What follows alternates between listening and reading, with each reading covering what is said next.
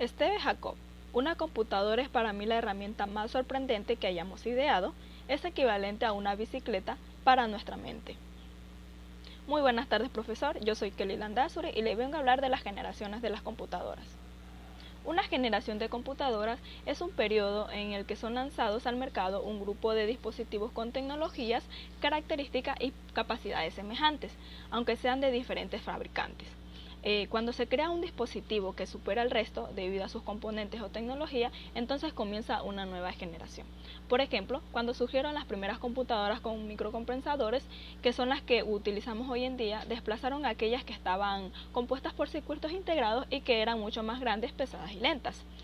Este cambio significó la llegada de una nueva generación de computadoras. Existen 5 generaciones de computadoras clasificadas según sus componentes o tecnologías, utilizadas tubos de vacío, transistores, circuitos integrados y microcompensadores e inteligencia artificial. En la primera generación, dice que esta se dio entre 1940 y 1956. Aparecieron estas computadoras que dieron origen a los dispositivos que conocemos hoy. En aquel instante tenía que ver con artefactos compuestos por enormes tubos de vacío que ocupaban habitaciones completas, como por ejemplo la UNIVAC, que fue desarrollada por la Oficina de Censo de Estados Unidos en 1951. La segunda generación de las computadoras se dieron a partir del 1956 hasta 1963. Se mantuvo vigente durante la segunda generación de estas PC con el invento de transición. Un transitor es un dispositivo que sirve como de regulador de corriente eléctrica, lo cual permitió la construcción de PCs más eficientes en términos energéticos.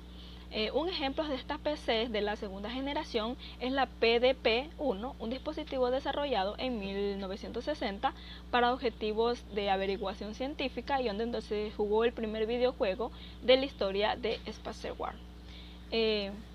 La tercera generación de las computadoras se dio desde 1964 y hasta 1971.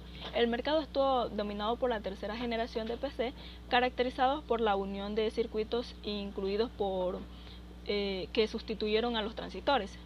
Por ejemplo, la UNIVAC 1108, una actualización de UNIVAC de primera generación, creada en los años 80.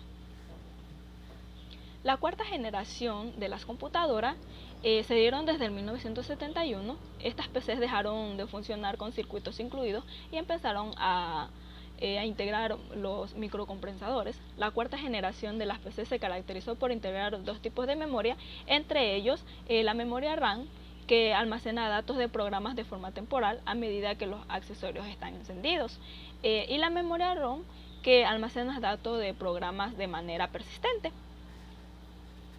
En la quinta generación de las computadoras están construidas por todos los dispositivos, ya sean creados o procesos de construcción que unen tecnologías como la inteligencia artificial, la computación cuántica o la nanotecnología. Por ejemplo, los PCs de quinta generación son los smartphones, que poseen más grandes capacidades de almacenamiento y rapidez en una PC, más que de la cuarta generación. Como conclusión, esta investigación acerca de las generaciones de las computadoras, me he dado cuenta yo que a veces de los avances que hemos tenido, que gracias a esto, en relación a ella, hemos alcanzado un nivel de tecnología muy elevado, el cual nos ha servido en muchas áreas, como por ejemplo las comunicaciones, la medicina, la educación, etc.